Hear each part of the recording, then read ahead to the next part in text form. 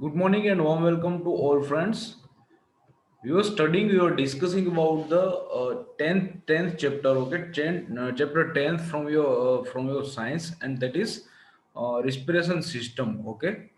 So in last session we have studied about breathing in other animals like these cockroaches, okay, and earthworm, etc. Okay, we were discussing we have discussed about this tracheal system, we can say. Okay, and also we have seen this breathing underwater. Okay, I mean to say, we can say a sea. Okay, I mean to say animals we who are living in sea, who are surviving in sea. Okay, like fish, etc. So in this we have seen that this a fish, okay, this fish can take oxygen. Okay, they can use oxygen which is dissolved in water. Okay, and from with the help of these grills. Okay, so let's study about the last topic from this chapter. Okay, that is 10.7, and it is do plants also respire? So it means we already discussed, we already seen all the examples of human, of different animals. Okay, so what about plants now? Okay, so just think over it that do plants also respire or not? Like other living animals, plants also respire for their survival, as you have learned in class 6.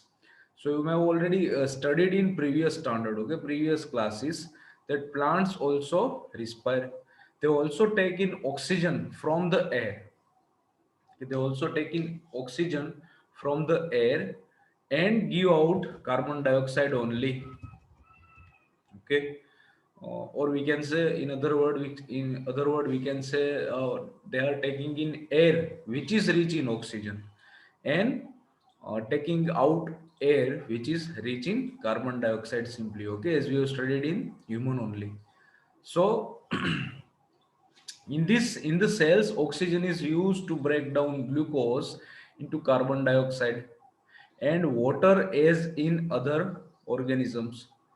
In plants, each part can independently take in oxygen. See, observe here that what was the process in human beings?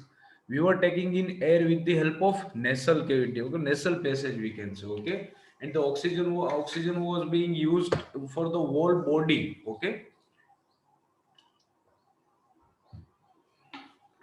but observe here that a plant can get oxygen, plant can take oxygen with almost all parts. So here we are given that in plants, each part can independently take in oxygen from the air and give out carbon dioxide simply.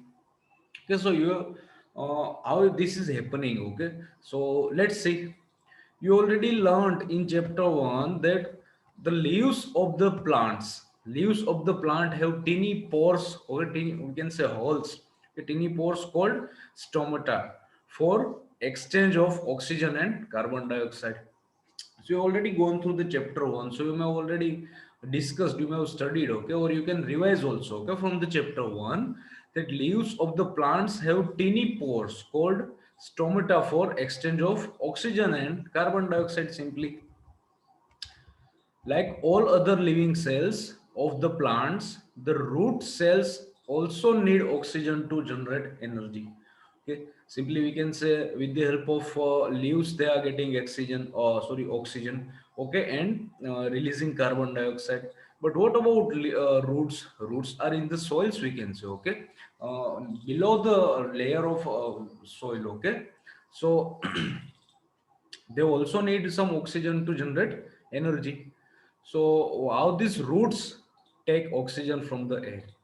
Roots take up air from the air spaces present between the soil particles.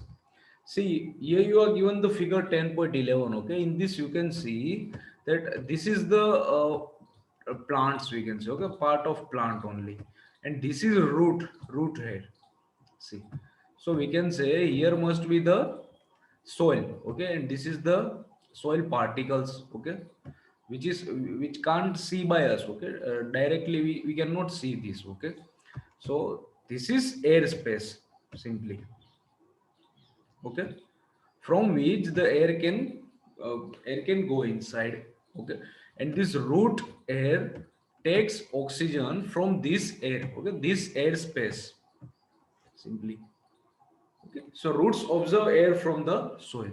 Simply you are given this figure 10.11 and you can understand this. The root take up air from the air spaces present between the soil particles. Now, can you guess what would happen if a potted plant is overwatered? See, now you may have observed sometime that you are advised to not give extra water, okay, not overwatered to plant. Hmm? So why it is happening? What's the we can say disadvantage to overwater? Hmm? So we can say that if we are overwatering a plant, then simply they cannot get oxygen from this soil passage, okay, or we can say air space here you are given. Okay, so without the oxygen, without the energy, this plant cannot growth, cannot grow. Okay, so this is the reason that why you are advised to not overwatered. So in this chapter, you learned respiration in a vital biology process is a vital biology process. We can say important biological process. All living organisms need to respire to get the energy needed for their survival. So in this chapter, we have studied a respiration system, okay, of different animals, including humans, sea animals, okay, like fish or etc. Okay, I mean to say respiration underwater, okay, breathing underwater. After this, we have discussed in this session only about respiration system about plant also. Okay, so I hope you all of you are getting this point and clear with this concept. Okay, thank you very much. So this chapter is completed. I will send you the PDF as soon as possible. Okay, and you are just supposed to understand all the concept. Try to understand, try to learn. Okay, after